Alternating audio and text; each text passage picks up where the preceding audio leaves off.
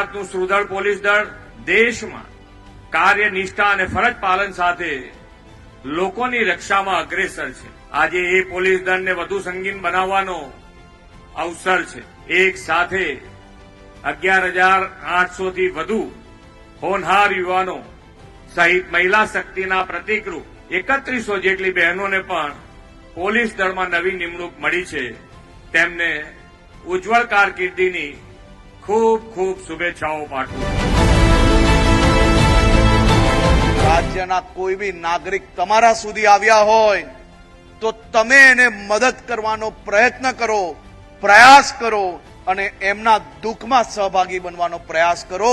તેવી જ આપ સૌ લોકોને શુભકામનાઓ આપો.